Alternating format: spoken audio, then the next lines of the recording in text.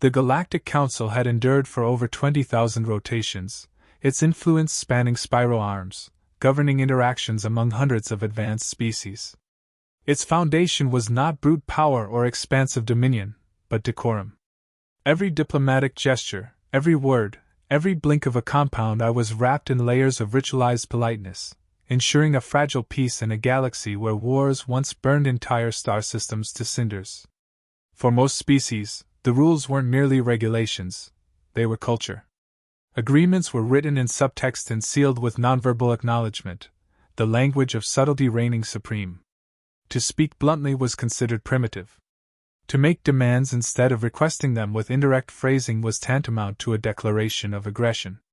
Over millennia, this codified courtesy had become the linchpin of galactic unity. The Oranii bowed before they spoke. The Cellari used scent-based communication to suggest rather than state. The Kriktal expressed dissent through extended silences, not argument. Among them all, adherence to the Council's behavioral doctrines was absolute. Deviations, when they occurred, were gently corrected with firm, wordless disapproval. Then the humans arrived. They didn't come in warships or with demands for territory. They came with a straightforward request: a seat at the table. Their small exploratory flotilla entered Council-monitored space broadcasting open signals, requesting contact without preamble. No ritual greetings, no elaborate syntax, no offerings of genetic samples or symbolic artifacts. Just a voice, digitally modulated and inflected with unmistakable confidence, asking, plainly, "Is this the Galactic Council? We'd like to talk." The signal alone was enough to unsettle the more rigid members. Talk? Just like that? Without the sanctioned intermediaries, without presenting lineage or intentions masked in poetic ambiguity? The Council's protocol wing took 3 cycles just to determine whether the message could be acknowledged without violating decorum. When the humans finally arrived in person, or rather through holographic projections relayed by high-fidelity transceivers, the disturbance grew. Their envoy introduced herself with a direct wave and a firm nod. "I'm Captain Alia Voss, representing the Terran Union. We appreciate the opportunity to be here." No pause for deference. No invocation of the Council's ancestral founding lineages. No scent markers, no feather fans, no tongue-click harmonics. Just a statement. Just a name. Just sincerity. Silence followed, pregnant and pulsing with restrained outrage. The presider of the Council, a towering being of layered glass-like segments from the Thori species, responded through its interpreter, layering each word with ceremonial resonance. "The Council acknowledges your presence. Might it inquire whether your species has familiarized itself with the standard protocols of intercivil conduct?" Alia Voss smiled, again, a gesture most found alarmingly intimate. "We've read the documents. We don't fully agree with them. But we're willing to engage. We think honesty might be more productive than tradition." It wasn't an insult, but it struck like one. Most civilizations required millennia to even understand the Council's ways. Humans had read the documents and disagreed. Not even disagreed silently or respectfully, they announced it. Declared it unapologetically. They weren't attacking the Council, nor showing contempt. But their manner was so at odds with millennia of finely tuned etiquette that it was perceived by some as worse than hostility. And yet they kept returning. Each meeting saw the humans ask questions without rhetorical layering. They challenged implications instead of pretending not to notice them. They spoke of mutual benefit, not reverence. They criticized the Council's indirect conflict resolution models. When a minor species attempted to pressure Terran delegates into political concession through the time-honored ritual of omission, a polite tactic humans were expected to interpret as subtle disapproval, Voss simply called it out. "Are you withholding cooperation to leverage us? You can just say it. We're open to negotiation." It stunned the chamber. Every being present sensed the violation ripple through the structure of their shared customs. But beneath the horror, there was a new kind of silence. A thoughtful one. Because, for all their abrasiveness, the humans were not wrong. Their approach was alien, but not illogical. In fact, it was disarmingly efficient. No weeks of inferred messaging, No cycles wasted on interpreting symbolic cues. Just speech. Just ideas. No masks. And the humans weren't just disruptive. They listened, too. They learned. They didn't change their nature, but they adapted their strategies. They understood when to step back. They weren't rude. They just didn't fear directness. They saw no virtue in rituals that obfuscated meaning. The Council had never encountered a species so disinterested in maintaining the appearance of politeness at the expense of truth. It wasn't aggression. It was clarity. And clarity, it seemed, was something the galaxy hadn't known it needed. "You're violating Article 12, hissed the Valari delegate, a Sixthland scholar whose entire body quivered in shades of disapproval. Alia Voss didn't flinch. Her voice, translated perfectly into the neural links of all present, remained calm. "You asked if we wanted a resolution? We provided one. Fast. Clean.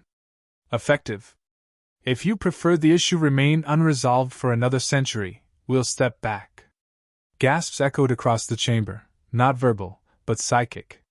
Waves of outrage, disbelief, and faint admiration radiated through the Council's empathic web. The humans didn't just ignore etiquette, they questioned its purpose. Earlier that cycle, the humans had addressed the growing piracy problem in a contested nebula, a region the Council had debated over for years without consensus. The Terran approach was jarringly unorthodox. They mapped the entire region using swarms of autonomous probes, identified the pirates' weak points, then made contact, not through veiled suggestion or token negotiations, but with direct offers: cease operations and receive economic aid, or face swift intervention. Most pirates accepted. The rest encountered precision-targeted strikes. 0 collateral damage. 2 solar days. Issue resolved. The Council erupted. A motion was filed against humanity for violating process integrity directives. Apparently, solving a problem without a 3-month ritualized debate counted as a diplomatic crime. The tribunal was convened in record time. The purpose was clear: correct the humans, force their integration into the system before their example inspired others. The Kravari speaker began. "Terrans have demonstrated a pattern of cultural disregard. You bypass dialogue, reject multi-step consensus procedures, and undermine the ceremonial weight of Council decisions. This is destabilizing." Voss folded her hands. "We don't reject diplomacy. We reject inaction disguised as formality." Murmurs pulsed across the mental web. "We understand this body values civility," she continued. "But too often those rules prevent real help. How long did your committees debate famine relief on Rosin 3? 17 cycles. 20 million died while you drafted your third consensus document. That's not civilization. That's bureaucracy fetishized." The elder Charad delegate, translucent and ancient, emitted a deep tone: displeasure. "Human efficiency is commendable. But harmony takes precedence over haste. The web must remain intact." Voss met his gaze. "You can have harmony. Or you can have progress. But not both when progress means telling the truth people don't want to hear." At this, something shifted. One of the junior species, a soft-bodied being called the Lox, whose race had only been admitted a few generations prior, projected a thought across the chamber: what if they're right? Silence. The Council wasn't used to open disagreement, especially not from young members. Every word, every gesture was typically cloaked in layers of implication. But the Lox continued. "When the humans helped us with our atmospheric collapse, they acted within hours. We were still debating which senior race to petition. They sent drones before we even submitted a formal request. ***. The Kravari snapped. "That was a violation of intermember assistance guidelines. It also saved 3 cities." The tribunal was unraveling. Not because the humans argued, they barely had to. Their actions stood on their own. The Council, designed to preserve order, had become a mechanism that punished results in favor of rituals. And now the cracks were showing. Voss stood slowly. "We came here to participate. We respect your histories. But we won't watch suffering and do nothing because a protocol says wait your turn.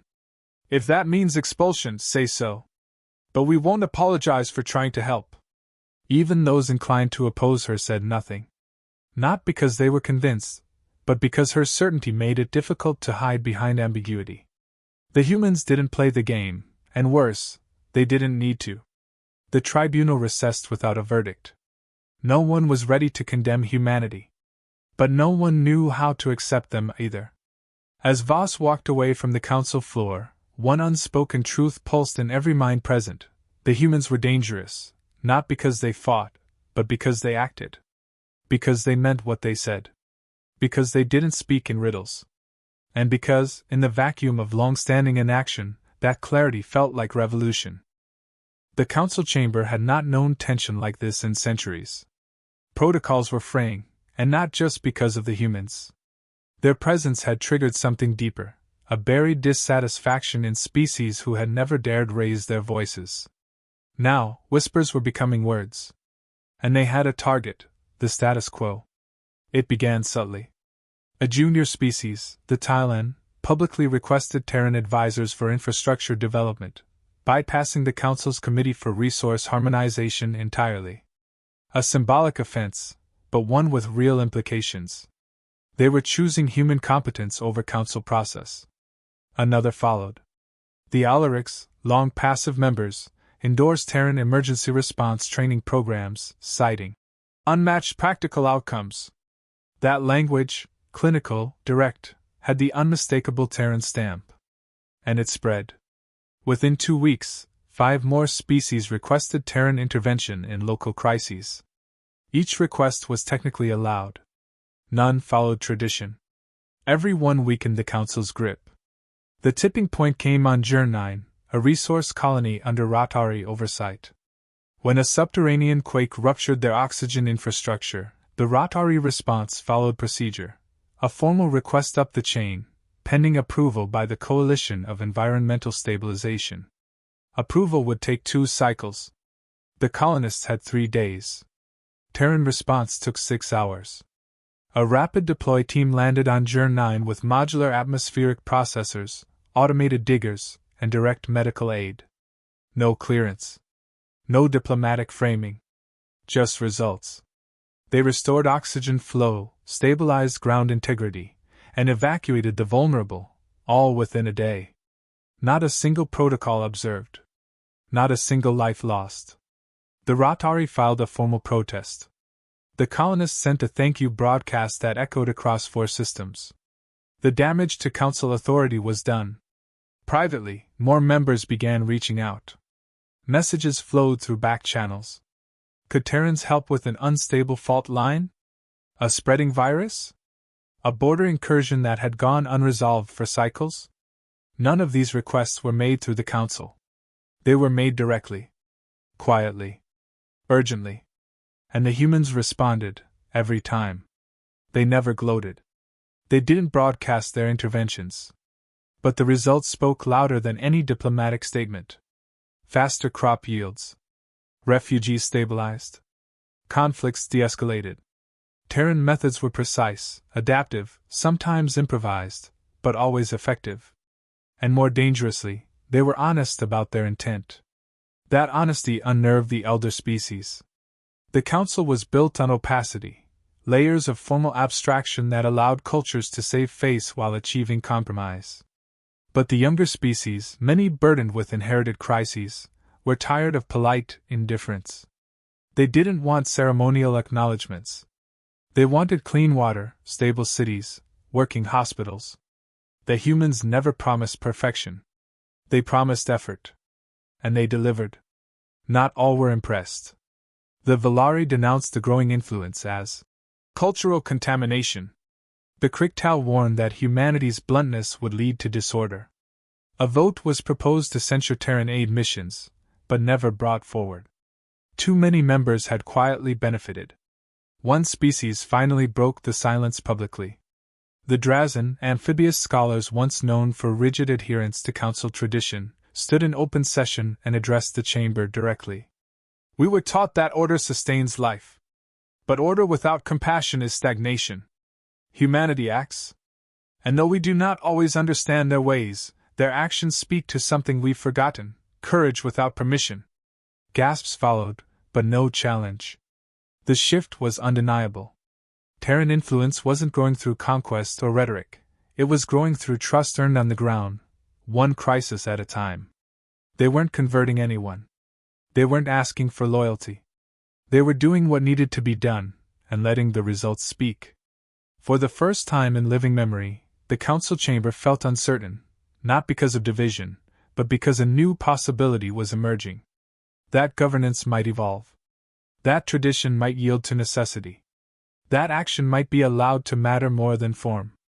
And at the center of it, the humans, still outliers, still unorthodox, continued working. They didn't ask for permission. They didn't wait for consensus. They just kept helping. And the galaxy was starting to notice. The presider convened an emergency conclave, an event so rare it hadn't occurred in 500 cycles. Every member species, from core worlds to fringe colonies, was summoned. The topic was unstated, but understood. The Terran problem had reached a scale that could no longer be sidestepped. Terrans weren't just influencing operations, they were reframing expectations. Diplomats who once measured progress in decades now compared timelines to Terran standards. Populations who once tolerated delays began questioning leadership. Entire systems reevaluated their dependence on ceremonial procedures. The presider's voice resonated across the chamber, crystalline and measured. We face disruption without invasion. A fracture not imposed, but chosen. Humanity operates beyond our norms, yet attracts support. Why? There was no immediate reply. The Kriktal delegate finally responded. They are reckless. Predictably efficient, yes, but culturally volatile. Order cannot survive on speed alone. The Cellari countered. But what survives on stagnation? We've debated terraforming rights for 70 cycles. Terrans restored 9 barren moons in 5. Their methods are disruptive, but productive. The Velari, staunch defenders of formality, insisted the Terran way would dissolve cohesion. Without shared ritual, what binds us? Expediency? Consensus must have process, or it is coercion disguised as solution. But others weren't convinced. The Drazen, speaking once again, dismantled the argument. What binds us is not form. It's intent. Ritual without function is control. What the Terrans offer isn't chaos. It's clarity. That word, clarity, rippled across the mental field. The problem was never Terran effectiveness. It was that their success revealed uncomfortable truths. Systems designed to ensure fairness had become excuses for delay.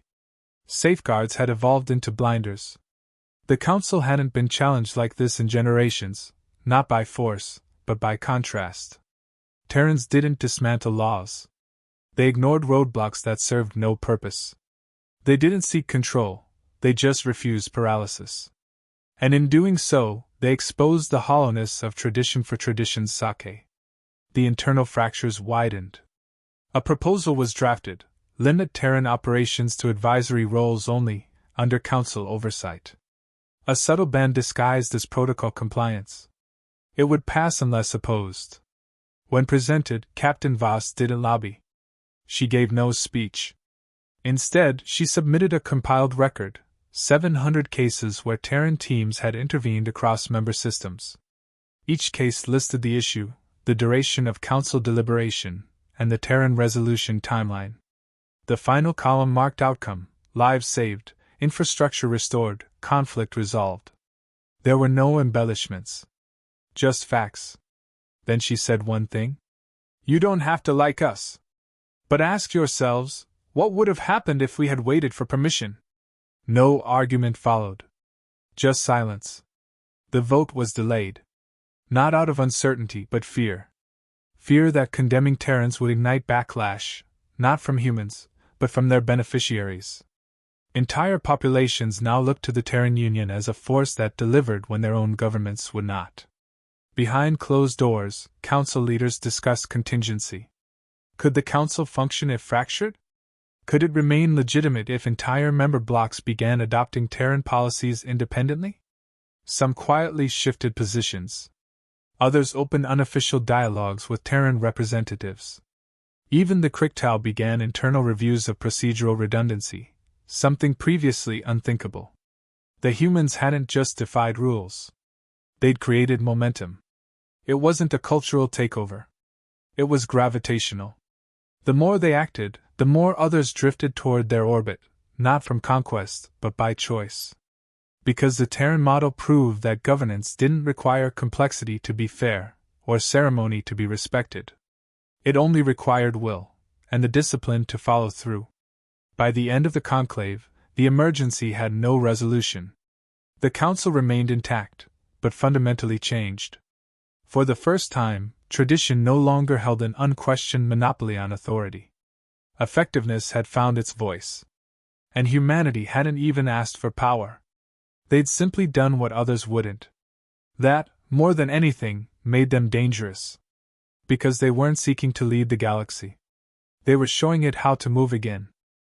3 months later, the council's structure remained, but its authority had fundamentally shifted. The humans hadn't overthrown anything. They didn't push for leadership positions or rewrite charters. They simply continued doing what needed to be done, and others followed.